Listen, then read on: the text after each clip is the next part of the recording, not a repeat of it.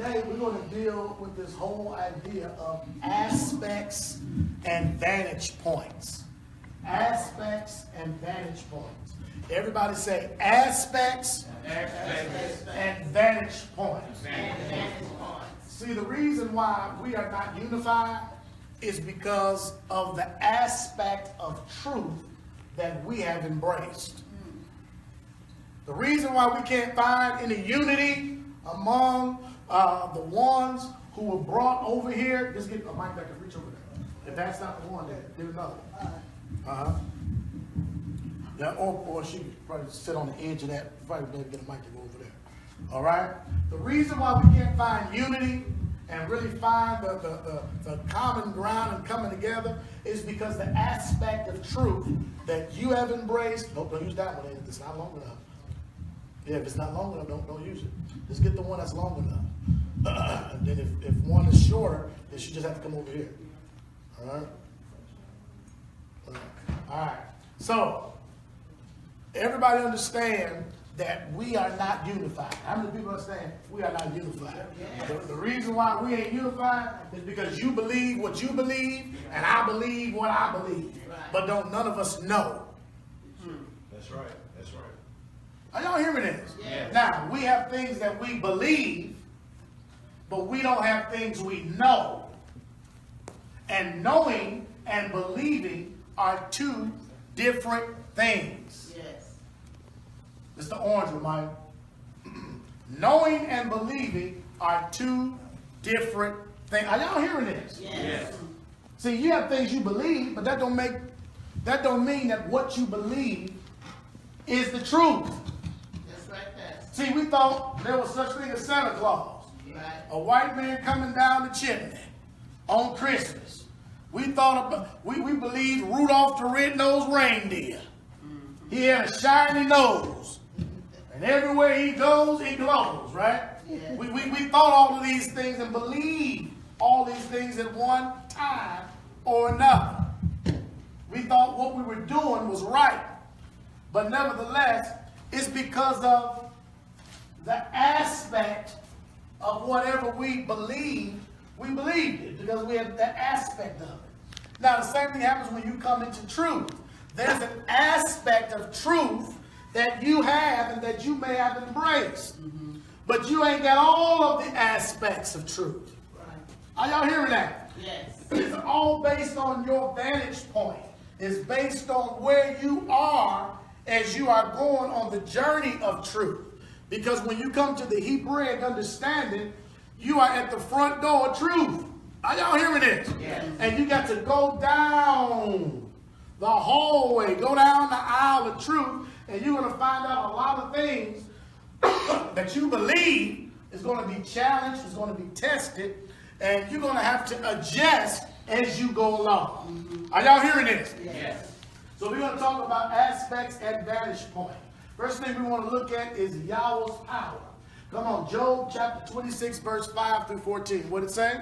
Dead things are formed from under the waters, and the inhabitants thereof. So you're going to have to squeeze that cord, like roll that cord like that, sort of have it like tight. Okay, read it again. Dead things are formed from under the waters, and the inhabitants thereof. Dead things are formed from under the water, and inhabitants thereof. Come on. Hell is naked before him, and destruction hath no covering. Come on. He stretcheth out the north over the empty place, and hangeth the earth upon nothing. Are y'all hearing what the Father, this is his power. Come on, what did it say? He bindeth up the waters in his thick clouds, and the cloud is not rent under them. Y'all hearing this? Y'all watching the power of Yah. Come on. He holdeth back the face of his throne, and spreadeth his cloud upon it. He hath compassed the waters with bounds until the day and night come to an end. This is a powerful Yah we serve, no? Yes. Come on. The pillars of heaven tremble and are astonished at his reproof. He divided the sea with his power, and by his understanding he smiteth through the proud. So what we see here in verse 12 is he divided the sea with his power, and by his understanding he smited through the proud. So what that lets you know is that when you have understanding, then you have power to execute that understanding. Right. That's how you get power. Yes. Through understanding. Are y'all hearing this? I'm showing you how to get power. Yes. You don't get power just because you go to the gym and work out. You don't get power because you can run a few laps. You don't get power just because you can do push-ups. You get power when you begin to understand and then execute and begin to walk in that understanding. Hallelujah. Y'all hearing this? Yes. Come on. By his spirit he hath garnished the heavens, his hand hath formed the crooked serpent. Come on. Lo, these are parts of his ways. Lo, these are part of his ways. This is not all of his ways. It's just a part of what he can do. But guess what? If you only read those verses we read before, you would assume that I got all of what the Father said. I got all of what he can do right here. Are y'all hearing this? Yes. But when we get to this verse, it lets us know it's only a part. And that's what each and every one of us in here are. We are parts of a whole. You got something, you got something, he got something, mama got something. And when we bring our something and put it together, it becomes one. It becomes whole. It grows like that. Hallelujah. Are y'all hearing that? Yes. So we are all parts of a whole. Yes. It's a bigger picture. Come on, lo, these are the parts of his ways. But how little a portion is heard of him. But Are y'all hearing that? Just a little portion is heard of him. Not the whole thing. So when people say they know it all or they got it all, they lie. Yeah.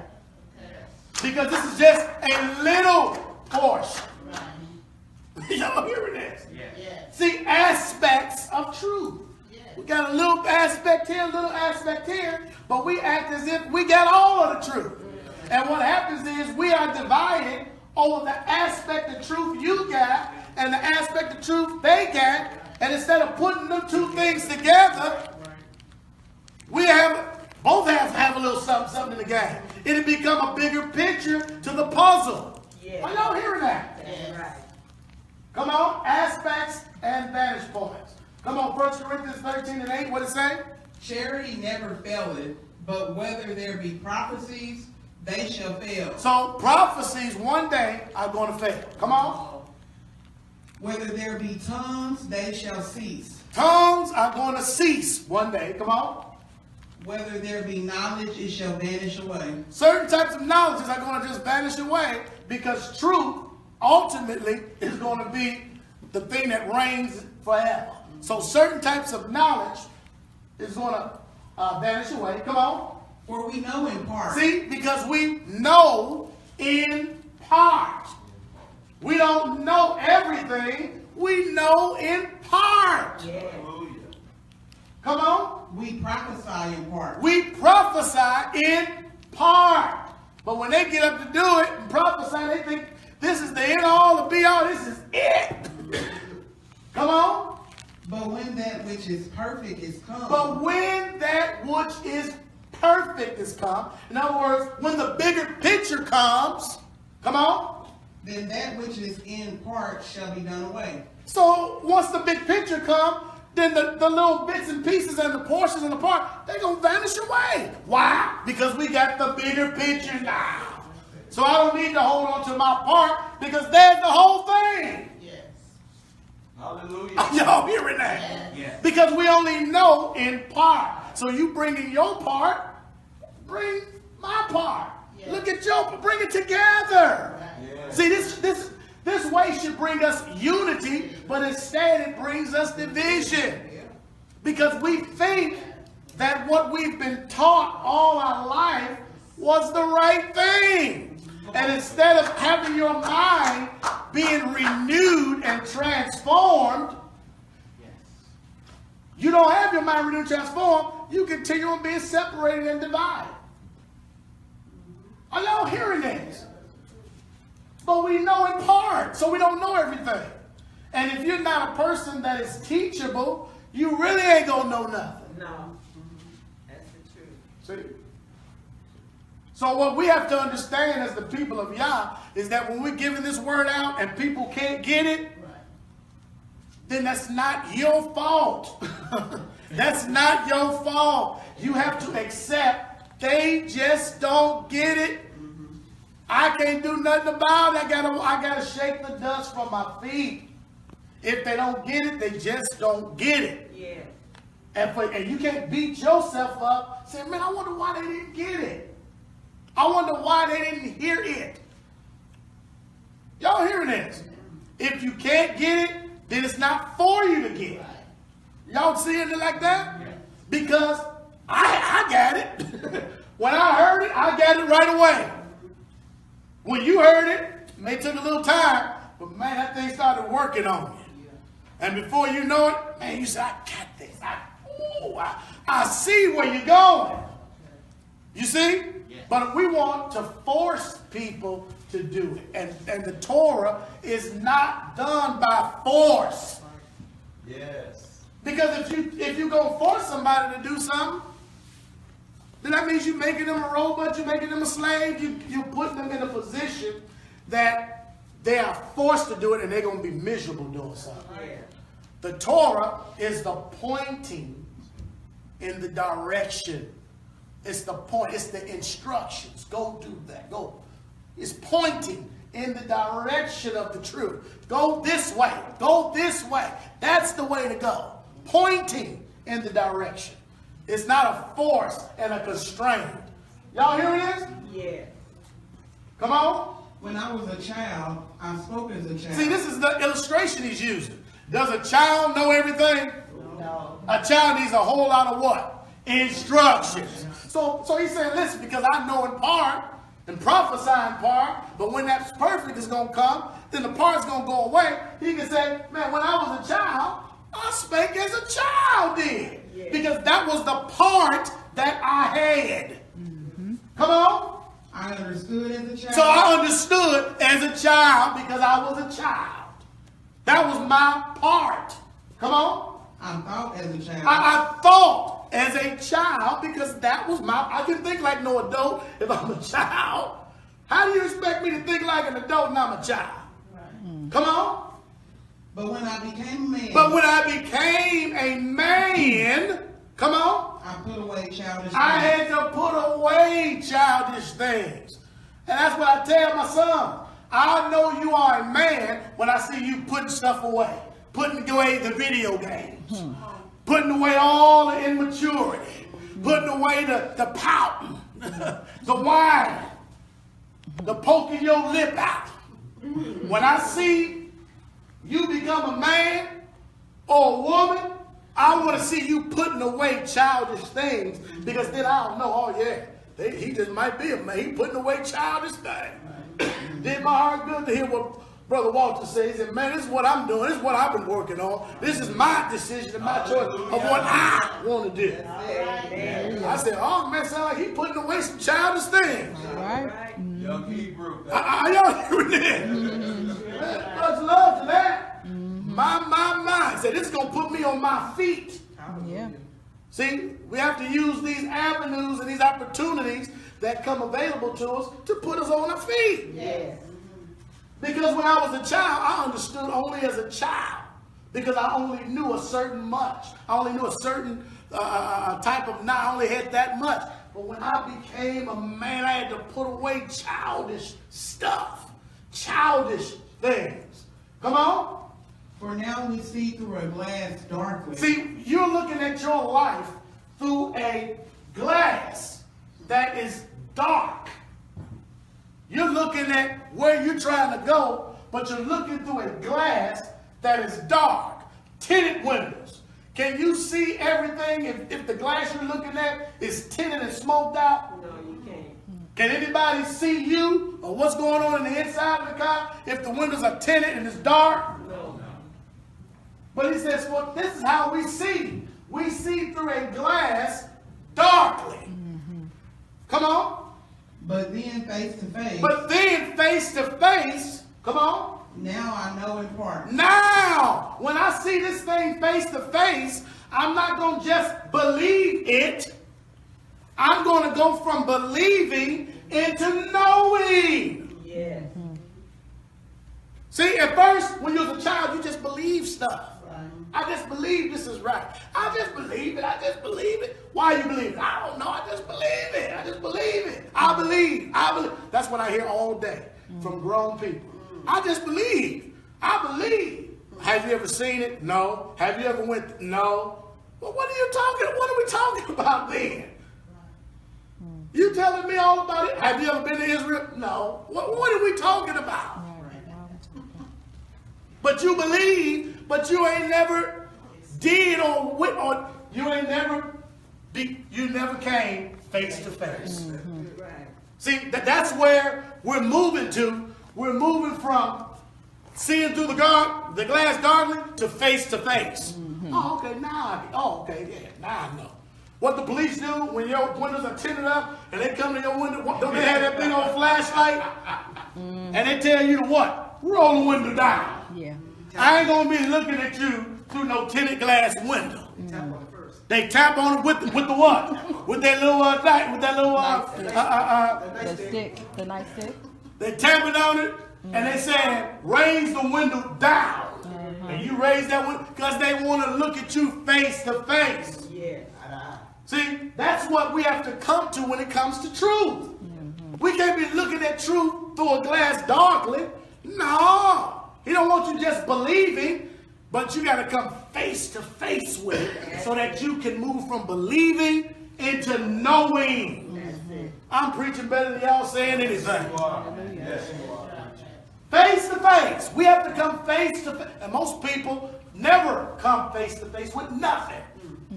They say they believe. They say they Hebrews. They say they Israelites. They wear the t-shirts. They wear the fringes. They get all the fancy garments. But they never came face to face with the truth. The real truth. Yeah. And the real truth I'm talking about is the truth about yourself. Uh-oh. Face to face. Come on. Now I know. See, when you come face to face, what he say? Now I know. Stop. When he comes face to face, he says what? Now I know. Yeah. He ain't talking about he believed no more. Right. Because I've now come face to face. My belief and thinking like a child, acting like a child, behaving like a child is gone. Now I know. Everybody say, now I know. Now I know. In part. See, now he can know. He knew without a shadow of a doubt. Couldn't nobody talk him out of it because at this point, now he know because he's come face to face with it. When you have experience and people are just talking, your experience outweighs what they're talking about. When you know something, when you've been somewhere, can anybody talk you out? Say, you drive a truck every week. And I can say, Elder, have you ever been to Las Vegas? Yeah. No, you ain't. You ain't been to Las Vegas. You know you wasn't in Las Vegas. But he's like, no. And now, describe Las Vegas to me. What it look like? See, now he's describing it to me. And ain't nothing I can do with that. Because he's describing it, and based on his description, man, ain't nothing, I can't keep saying he ain't went there. I can't talk him out of that because he's already experienced it. That's right. Now watch how easy this is. I'm a truck driver. See how easy I can make my mouth say I'm a truck driver? Now, anybody willing to get on the road with me, downhill?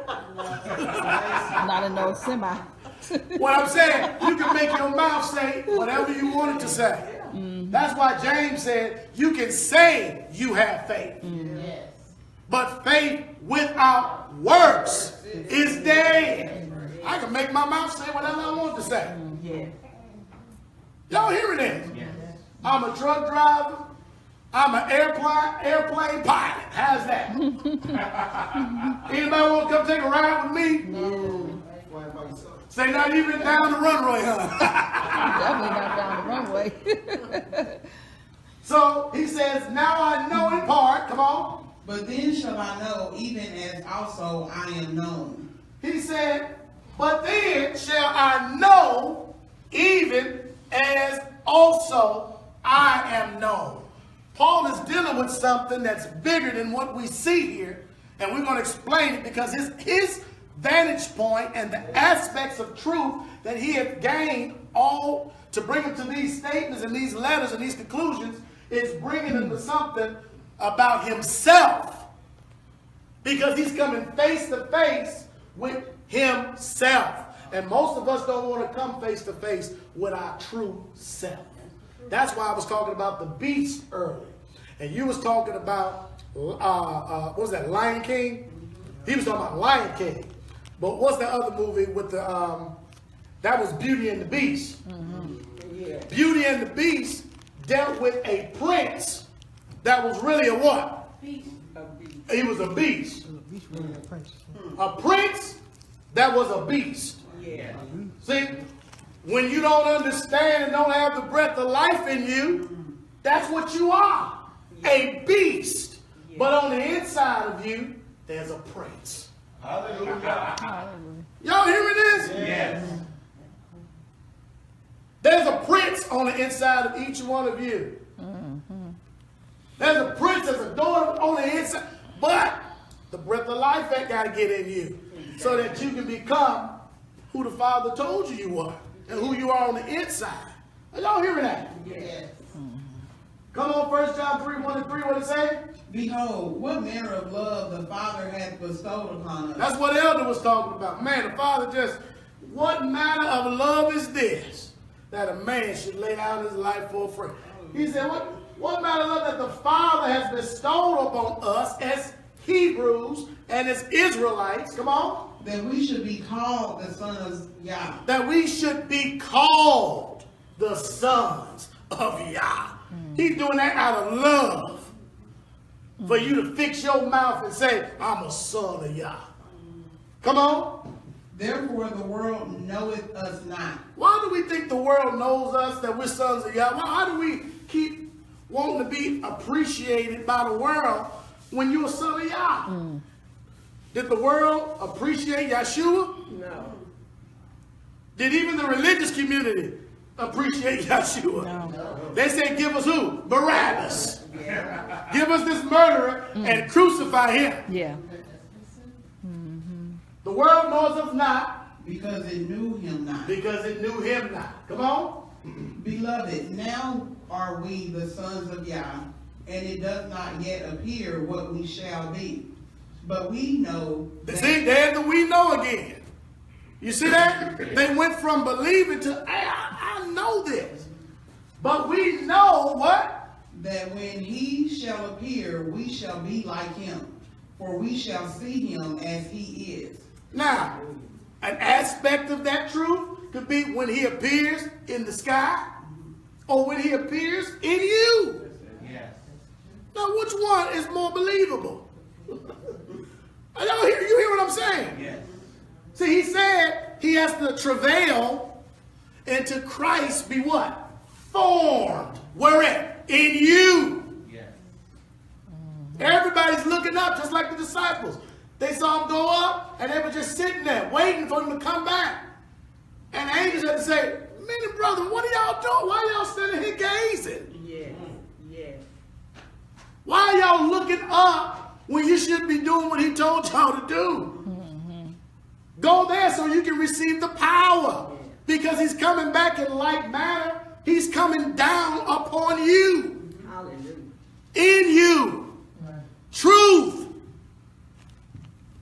Y'all teaching, preaching. You teach and go. It says when he shall appear, we're going to be just like him because we're going to see him as he is in us. Yeah. Hallelujah. Ooh. He said greater works you're going to do because I got to go back to my Father. But he says the wind blowing, you don't know when the wind's coming. You're going to see me, then you won't see me, but then you're going to see me because I'm going to be in you. Hallelujah.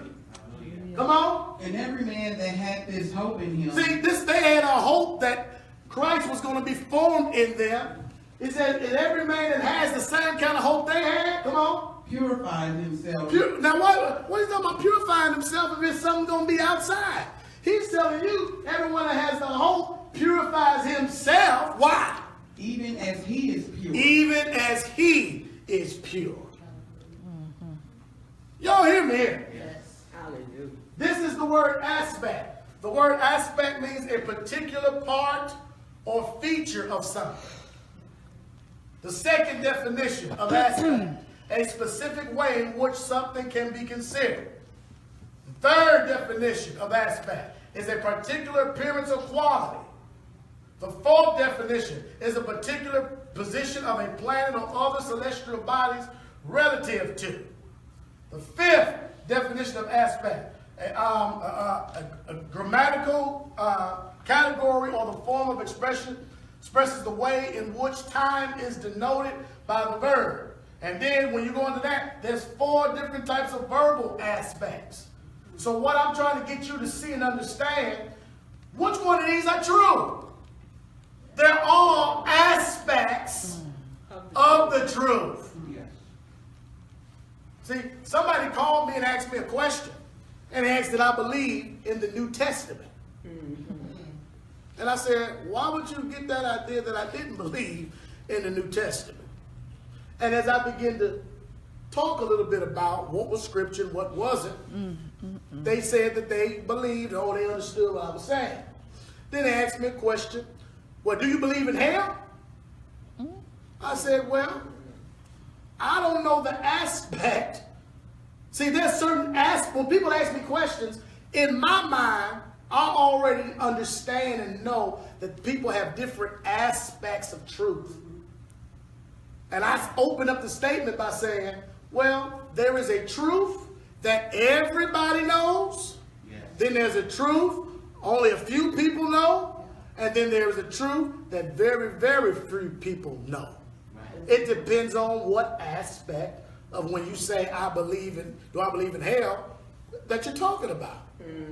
Are y'all hearing that? So I talked about the part of the hell that is a condition that's in the mind.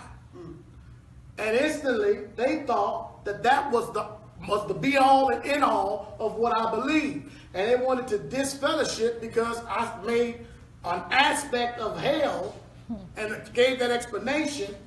They thought that we can't fellowship because I don't believe like that. But that was one aspect of a question that you can't answer in 1 or 2 minutes. Are y'all hearing that? Yes. Right. Is there a hell? Absolutely. But what kind of hell are we talking? There's hell right now going on. Right. Yes. There's people that will shoot you and kill you and spit on you afterward. That's hell, ain't it? Yes. Some people, hell for them could be a mouse running across the road. Oh my God, that's hell. Living with roaches could be hell for somebody. Yes. Being unemployed can be hell for somebody. Just got your bike stolen is hell for you. Starting up your car on a cold day, it's -20 and it won't crank over. Come on. Now you know you gotta walk to work now. Call somebody that don't like you, you gotta humble yourself and get them to take you down. And see, that's hell for some people. Not having enough money to pay all your bills is hell for people. Yes. So I believe in hell, yes I do. Are y'all hearing the aspect that I'm coming from? Yes. Hallelujah. So it's different aspects, it's different degrees to different questions. And the definition proves that. Because there's 5 different definitions for the same word. So which one is the right one? We're going to just say, okay, number 1 is the right one, and to hell with all the other 4 definitions. Are we going to say that? No, because this has some aspects of truth to it. So I got to take a little bit of this. Are y'all hear what I'm saying? Yes. Self-deception. Everybody say self-deception. Self-deception. Self-deception in Hebrew is fraud.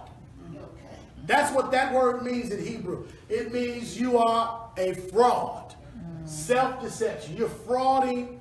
You're being a fraud to the Creator. You're being a fraud. You're frauding yourself because you're deceived. Yes. Y'all got that? Watch this. Jeremiah 17:9-10. What it say? The heart is deceitful above all things and desperately wicked. Who can know it? So that's an aspect and a vantage point of self-deception, because the heart is deceitful above all things, it's desperately weak. Who can truly know it? Let's find out who can truly know it. I, Yahweh, searcheth the heart. I try the reins, even to give every man according to his ways, and according to the fruit of his doings. So the Father has to try and search the heart, try the reins, and he's going to give every man according to his ways and according to his doings, not according to what you say, because you can make your mouth say whatever you want it to say. Y'all hearing that? Yes. Matthew 23, this is the ultimate rebuke by Yeshua. And these are people who are self-deceived. And they're so deceived until Yeshua just got to flat out rebuke them and give them these woes. Listen to the self-deception. Come on. But woe unto you, scribes and Pharisees, hypocrites, for you shut up the kingdom of heaven against men. For you neither go in yourselves, neither suffer ye them that are entering to go in. Are y'all hearing that? What a self-deception. They're trying to enter in, but they ain't going in themselves, but they make an appearance like they're going in. They look, the scribes and Pharisees are the religious community. Look like they going in, look like they doing something, look like they moving. But he said, you shut up the kingdom of heaven against men, for ye neither go in yourself, neither do you suffer them to enter in. You won't even let the ones trying to go in, to you standing in their way as a stumbling block. Come on. Woe unto you, scribes and Pharisees, hypocrites, for you devour widows' houses, and for a pretense make long prayer. Therefore you shall receive the greater damnation. Are y'all hearing this? Self-deception has got these people believing that they're not devouring widows' houses. Self-deception has them, if they make a long prayer, that they doing something. Right. Praying a long time. Have y'all been around somebody that was just praying a long time? And it was all a pretense? You was looking like, how long? Now, Right. this is just, come on, this is off the chain. Why you making all them prayers and ain't no power? Right. You don't feel nothing. Yes. Telling you to come on up to the altar. Come on up, we're going to have an altar prayer. You praying, ain't nothing happening. Words are falling right to the ground. Come on, what did it say? Woe unto you, scribes and Pharisees, hypocrites. Notice he keeps calling them what? Hypocrites. Everybody say hypocrites. Hypocrites. What's a hypocrite? Something's not. Person that's pretending to be something that they're really not. That's a hypocrite. All right, come on. For you compass sea and land to make one proselyte, and when he is made, you make him twofold more the child of hell than yourselves. So they go all these conferences all over the world to make somebody like them, only to make them twice-fold more the child of hell. See, that's an aspect of hell right there. Yeah. It ain't talking about burning on fire right there, is it? It's talking about a behavior. You making them act like hell. See, the thing about hell is that people always working in hell. They don't get no rest. Right. Right. So could that be compared to what's going on now in our life? Yeah. You're always working, always working, always working. Bible says there's going to be weeping and gnashing of teeth. Yeah. Y'all ever see somebody weeping? Somebody so angry that they gritting them teeth, boy. That's happening right now. Ain't it? You make them more the child of hell than yourself. Watch this. Come on. Woe unto you, scribes and Pharisees, hypocrites, for you pay tithe of mint and anise and cumin, and have omitted the weightier matters of the law, judgment, mercy, and faith. These ought ye to have done, and not to leave the other undone. So they're doing what their aspect of the truth is, but they're really leaving out the main parts, the weightier matters, which is judgment, mercy, and faith. Yes. And he said, that's what y'all should have been doing. And all that other stuff you should have been leaving alone. Come on. Ye blind guides. What a rebuke. You ain't nothing but a blind guy. Now, I'll tell you, all of y'all, get behind me. And I'm doing this. Yes, that's bad. Come on, y'all. Follow me. Blind leading the Follow blind. me. Follow me, y'all. Follow me. Down. Am I doing pretty good? Am I doing pretty good? I can't see. Am I doing pretty good, y'all? Don't eat that. Y'all see what I'm saying? A blind guy. That's what a blind guy looks like. Everybody behind him, Yeah. but he can't see the way. Really. So if you following somebody that's blind, what's ultimately going to happen? You gonna fall. You gonna You're fall. going to end up in a ditch or someplace somewhere. that you don't want to Crash. go, right? Blind can't lead the blind. Blind can't lead the blind. So he said, blind guys, come on. Which strain at a net and swallow a camel. They're straining at nets and swallowing big old camels. What an analogy. A net is that small, and you straining at that to try to get that down. But then this big old camel, you take that, you try to drink that and force that down. Are y'all hear what's going on? Yes. Come on. Woe unto you, scribes and Pharisees, hypocrites, for you make clean the outside of the cup and of the platter, but within they are full of extortion and excess. So they like the outside to be clean, but the inside, they ain't really even taking or considering that needs to change too. Come on. Thou blind Pharisee, cleanse first that which is within the cup and platter, that the outside of them may also be clean. Got to clean the inside first. Got to get something happening on the inside, and then the outside is going to follow what transforms the inside.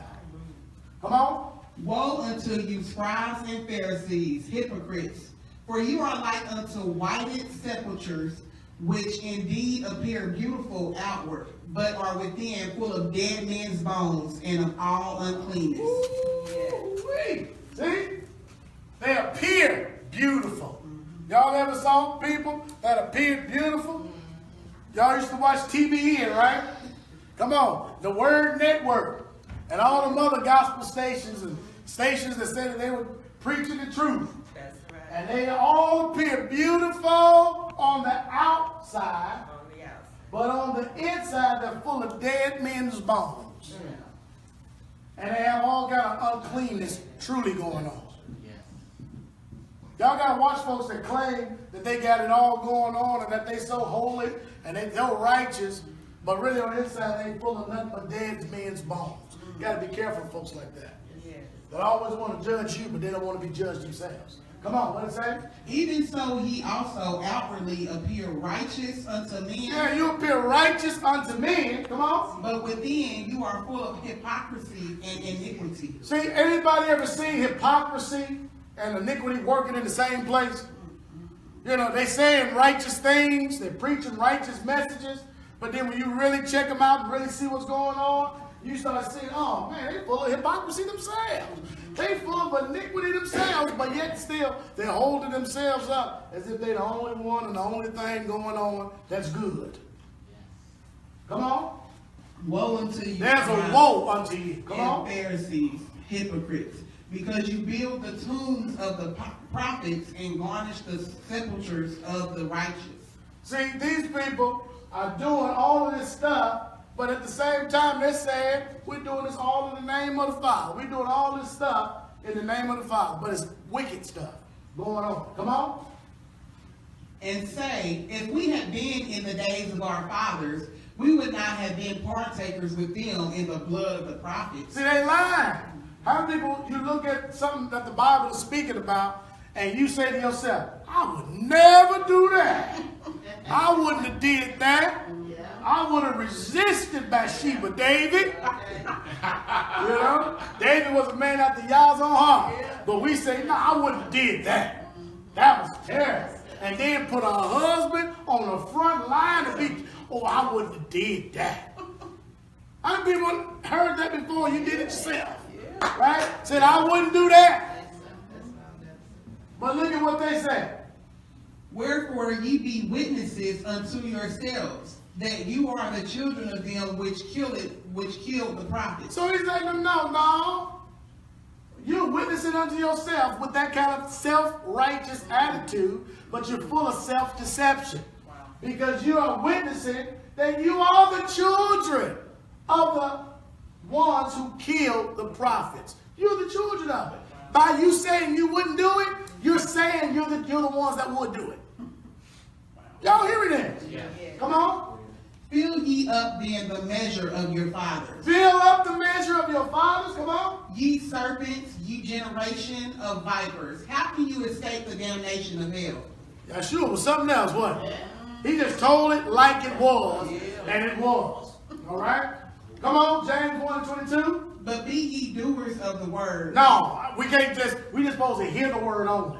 Do it. See, y'all think y'all just supposed to come here and just hear what I'm saying. Do it. He said, be ye what? Doers of the word. Come on. And not hearers only, deceiving your own self. See, if you're just hearing what I'm saying and you don't expect to do anything, then you're really doing what? Deceiving yourself. Come on. For if any be a hearer of the word and not a doer, he is like unto a man beholding his natural face in a glass. So a person that just hears the word and don't plan on doing it, you are a person that's looking at yourself in the glass, looking at your reflection in the mirror. Look at this. For he beholdeth himself. He's looking at himself because we deal with self-deception. You're looking at yourself in the mirror. Come on. And goeth his way. And straightway forgetteth that what manner of man he was. You forget your own image and what type of man you was that you was looking at in that image or in that mirror with your reflection right there in front of you, because you don't plan on doing anything. You're looking at your image, looking at yourself, and then you put the mirror and all of that down, and you go away and you forget what kind of man you was. Forget what you even look like. Forget what clothes you got on. Forget what color was your tie. But you was just looking at yourself in the mirror. But when you plan on not doing what the book says, you're going to forget all of that. Come on. But whoso looketh into the perfect law of liberty and continueth therein, he being not a forgetful hearer, but a doer of the word. See, that's what happens. We have a lot of forgetful hearers. They hear and then they forget. They hear, then they forget. They hear, then they forget. This man shall be blessed in his deed. See, so when you don't forget and you actually apply that word and do it, he said, this man, the one that is the doer of what's being said, he's going to be blessed in his deeds. How many people want to be blessed in your deeds? Yes. I want to be blessed in my deeds. Hallelujah. Vantage point. All right. Everybody say vantage point. Vantage point. All right. What I want to show y'all is a clip of the trailer of Vantage Point, the movie. And in Vantage Point, the movie, you have these 8 different people in different places seeing the same thing, but they have a different vantage point. And as you begin to go into the story of seeing the vantage point, that's the closer you get to the truth. So I want to show y'all that clip real quick, and you can see the words on it, and it'll help you to understand, because vantage point is everything.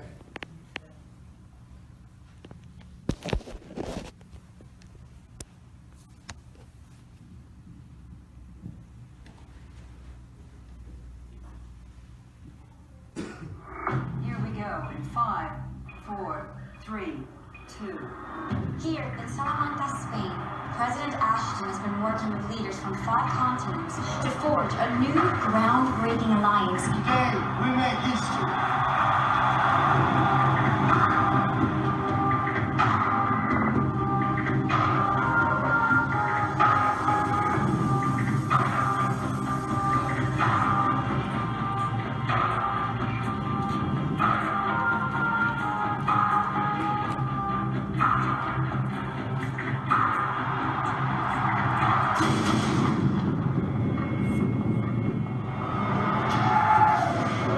President of the United States has been shot.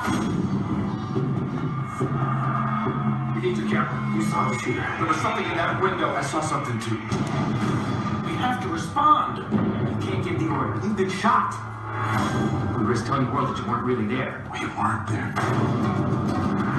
We need you to tell us what's going on. I think I just told a guy who did it. We're shot in the city.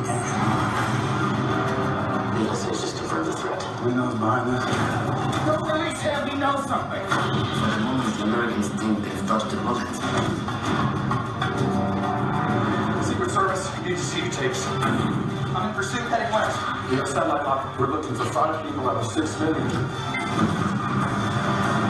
Surprised to see me alive? Stop. Rewind that. Oh my gosh. What did he say? What have you done? What have you done? The beauty of American arrogance is that they cannot imagine a world where they're not a step ahead. There's something else going on here.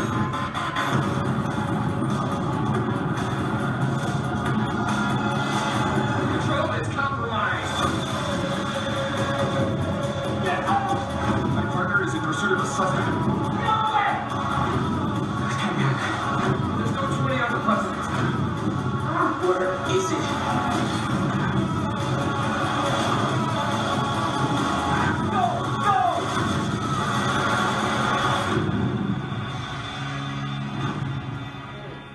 Sound like the Bible, though.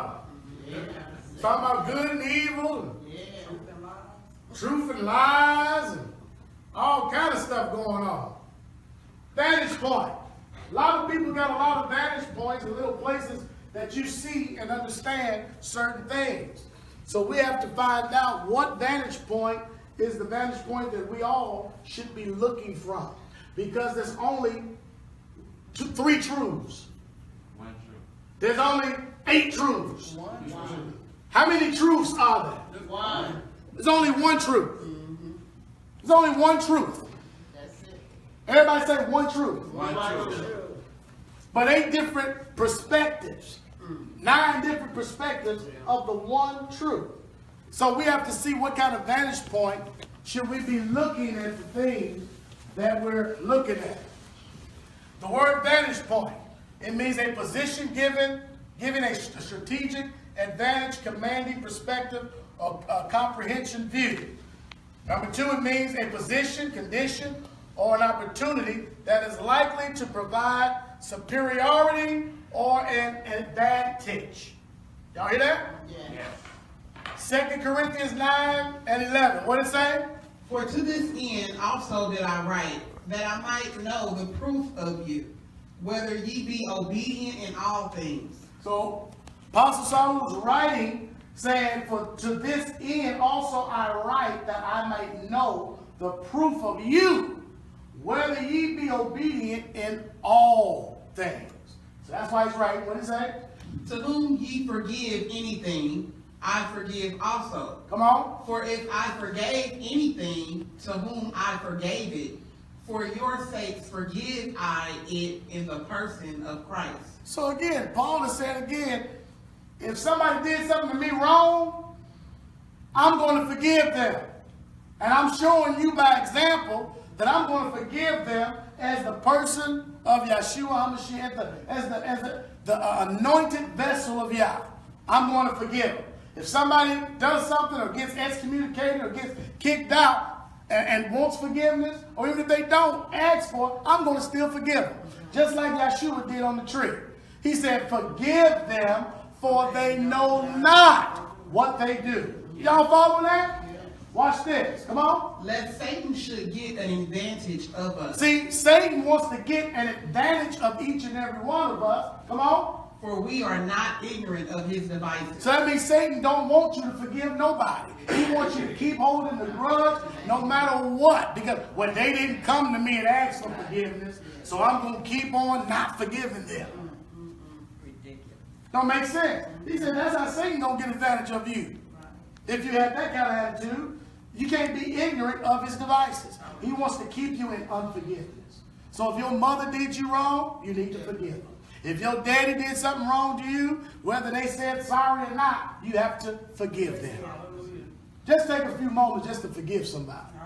Close your eyes for a moment and just say, Father, I forgive them. The ones that did you wrong, the ones that hurt you, the ones that did you in a way that you thought you shouldn't have been done. Just take right now, the moment at the time, and mention, say their name, and say, I forgive you, I forgive you, I forgive you. Whether it was your mother, whether it was your daddy, whether it was your auntie, whether it was your sister, whether it was a preacher, a pastor, whoever. Take time for a moment just to forgive them.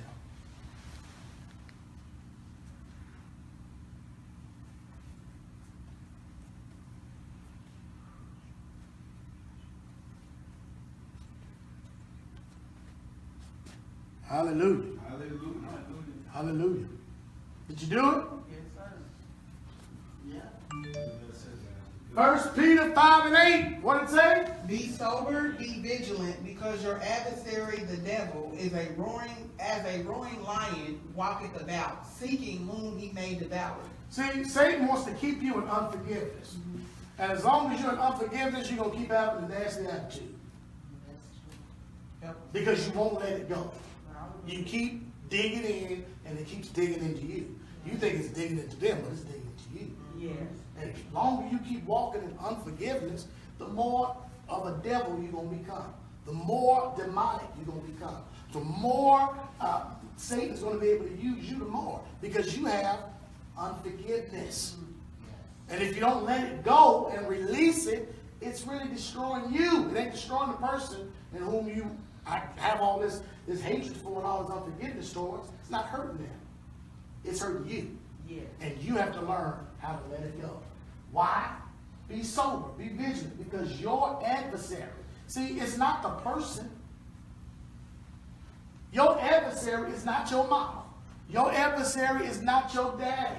Your adversary is not the auntie or the friend. That's not your adversary. Your adversary, the devil. Are y'all hearing that? Yeah. Now, can the devil be in people? You better believe that's how he operates. Yeah. Your adversary, the devil, is as a roaring lion. He's walking about seeking whom he may devour. There's 3 vantage points. There's Yahweh's perspective. There's the Hasatan, the devil, Satan, vantage point. And then there's your vantage point of how you see it through your feelings and through your emotions. Just got through talking about that, didn't we? Yes. Can't overlook that. So Yahweh has a vantage point, a perspective that he see. He said, I sit high and I what? Look low. Satan's walking around, seeking whom he may devour. So he got a vantage point too, don't he? And then you in the midst of it all. You just don't know what's going on and what's happening.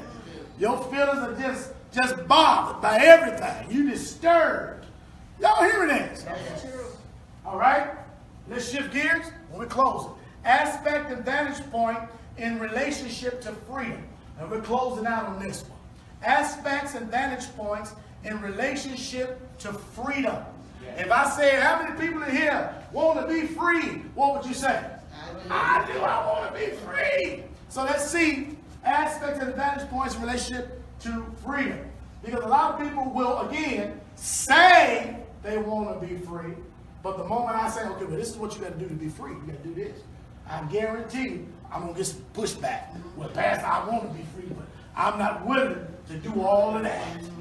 Yeah, Pastor, I want to be free, but I don't want to do all of that. I want to be free, but I don't want to be free like that. Right? Yeah. Yeah, I like the sound of freedom, but you know, it's going to cost me too much. Freedom ain't free. Manifested destiny. Y'all remember that? Yeah. Y'all remember manifested destiny? All right, that's what the people, they wanted to expand to the West. They had this manifested destiny idea in their heart, mind, and soul. And this was their angel, a white woman in a half-dress outfit, was leading them across the West to create another world for them, a new heaven and a new earth for them. And this was happening, and it was being led by an angel. Manifested destiny. It's a future event accepted as inevitable. This is going to happen whether you like it or not. It's going to happen. Manifested destiny. It's uniquely positioned. Somebody say vantage point. You see, if you're uniquely positioned for this event to happen, guess what? You're in a good spot if you put in there. Remember the whole thing they was doing Enron? They had them inside traders and trading stuff and all of that. They were in a unique position to make a whole lot of money because they knew what the inside was all about. Spend a whole lot of time in jail. I sure did. But they had a unique position, all right? Yes. Same thing with us. I was talking to a guy. He said, man, my father's he does something, but he said his father is just this awesome guy at his job, and then he said my brother's a doctor, and I'm trying to go to school to do some things. It seems like they are just successful in everything that they're doing and they're accomplishing. But me, I'm just in school. I'm trying to figure out what I want to do. I'm in that particular place in his life.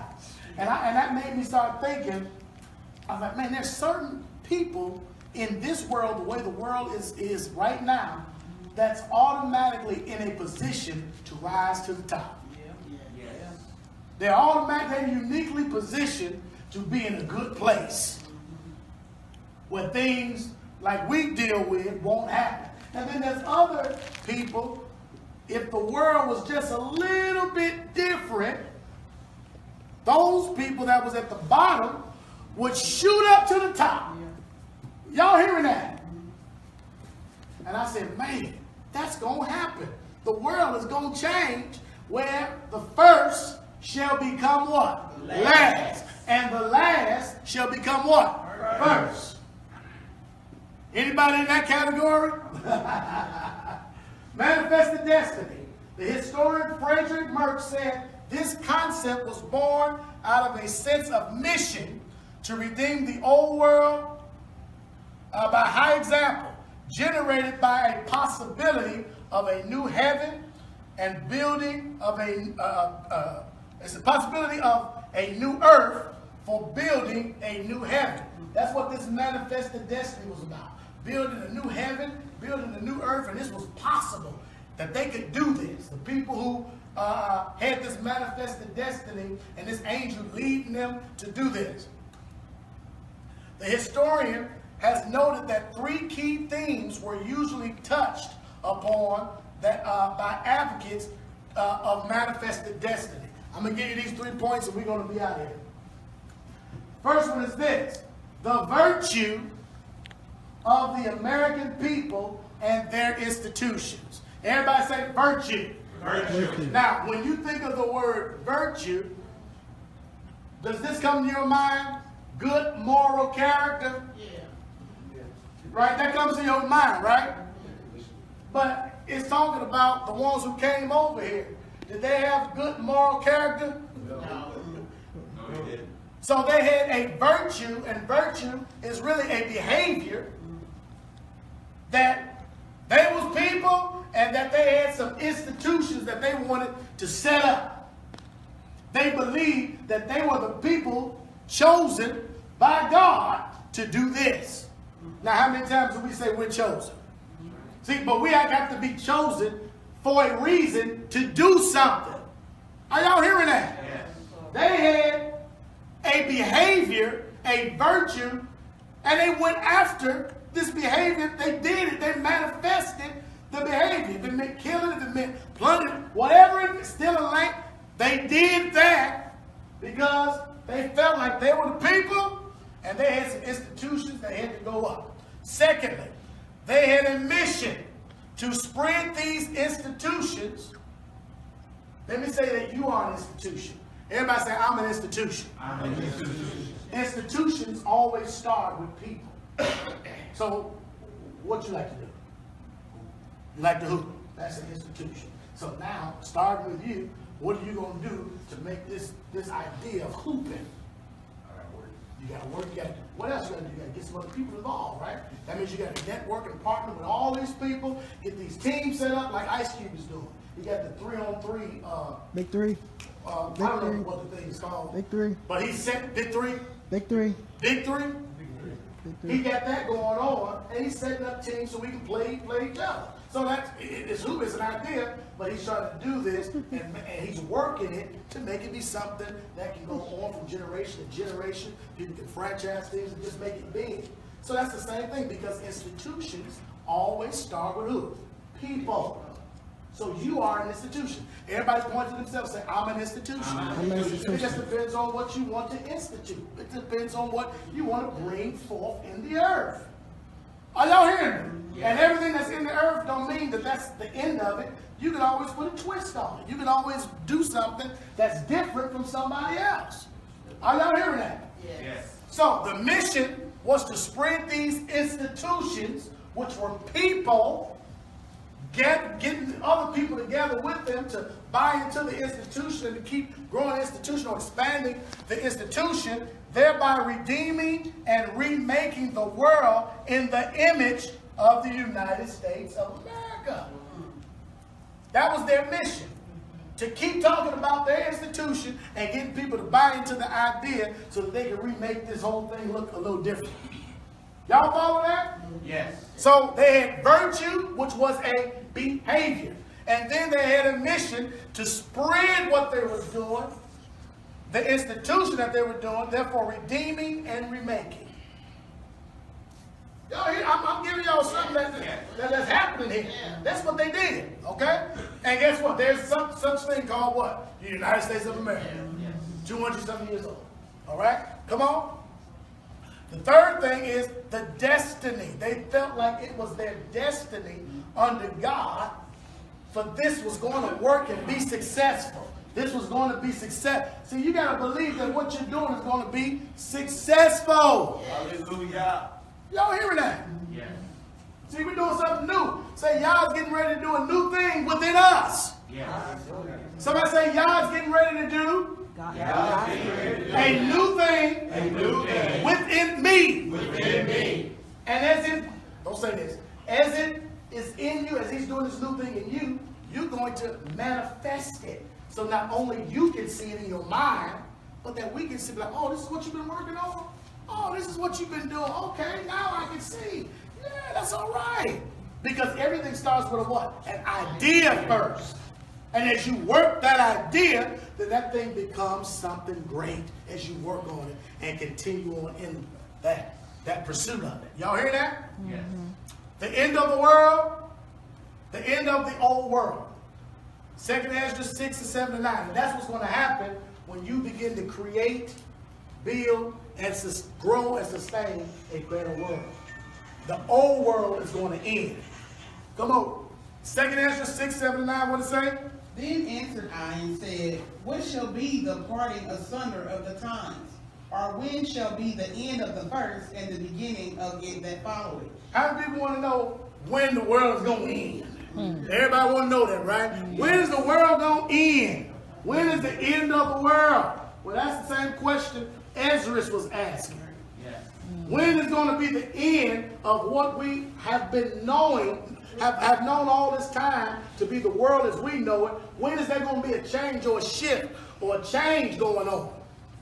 And he's about to give them the answer. When shall be the end of the first and the beginning of it that follows? Yes. Watch this. And he said unto me, from Abraham unto Isaac, when Jacob and Esau were born of him, Jacob's hand held first the heel of Esau. So, these are two twins. One of them is our father Jacob.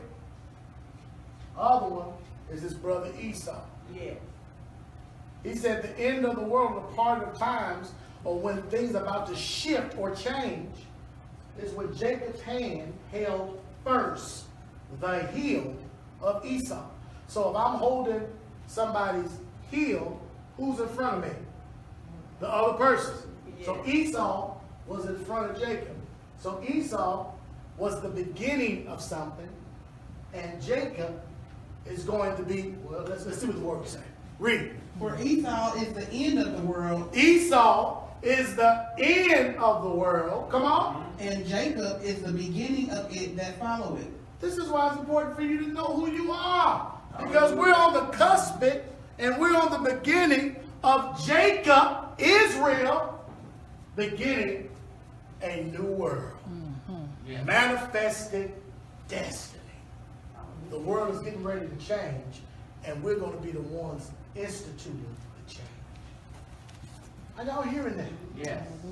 You're going to be a part of instituting the change of the world. Changing, because Esau's world is coming to an end.